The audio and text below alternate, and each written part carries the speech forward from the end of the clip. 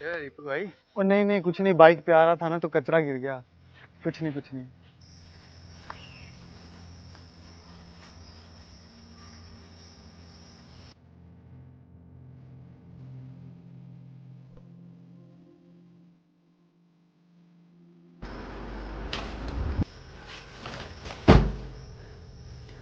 न जाने क्यों हर पल तड़पता है इंसान। कभी सही करके भी गलत है तो कभी गलत करके भी महान। उलझा है इस मृत्युलोक के जंजाल में, वैसे जैसे फंसा था चक्रव्यूह में अभिमन्यु पुत्र महान। आप लोग ये सोच रहे होंगे कि मैं इतना विचलित क्यों हूँ, इतना परेशान क्यों हूँ, लेकिन ये जानने के लिए आप लोगों को मेरी कहानी शुरू से सुननी होगी। तो चलिए बढ़ते हैं मेरी कहानी की तरफ। यार आज 15 अगस्त का दिन था और आप सब लोगों को ये पता है कि 15 अगस्त का दिन हम सभी देशवासियों के लिए कितना ज़्यादा खास होता है।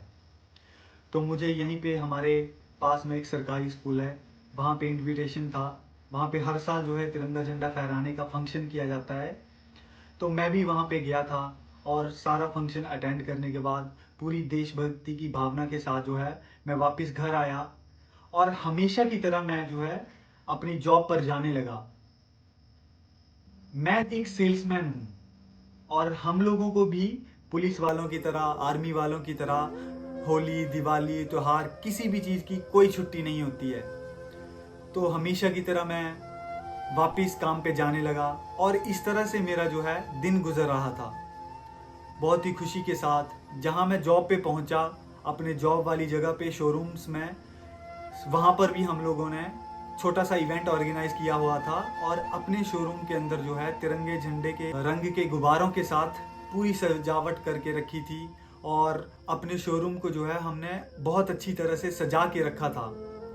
तो बहुत ही अच्छे से मेरा दिन गुजर रहा था और कुछ वक्त बीता। उसके बाद हमारे शोरूम के अंदर कस्टमर्स का आना शुरू हुआ।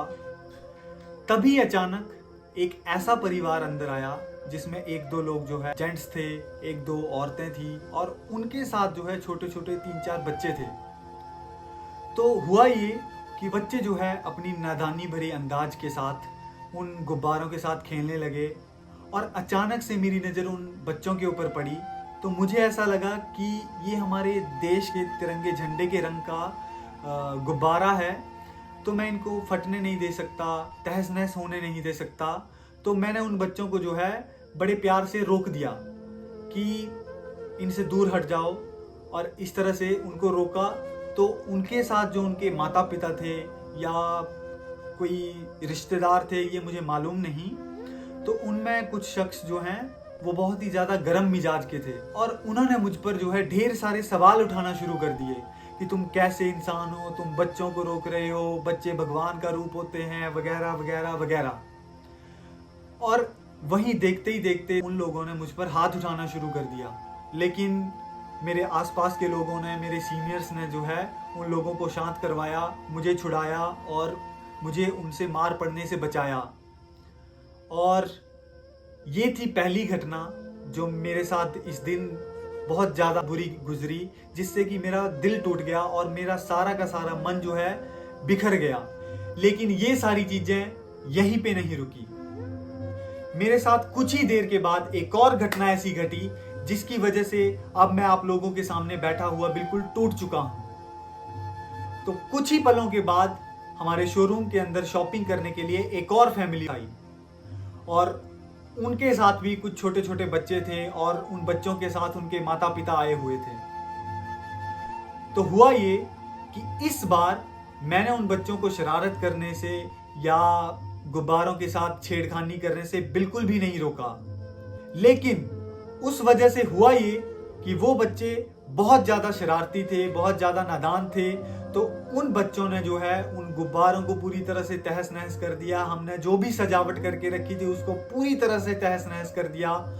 और इस चक्कर में मेरे जो सीनियर्स थे, मेरे जो साथ के लोग थे, उनको ये पता था कि सजावट की देखभाल की जिम्मेवारी उस स्पेसिफिक पोर्शन की जिम्मेदारी जो है मेरी है।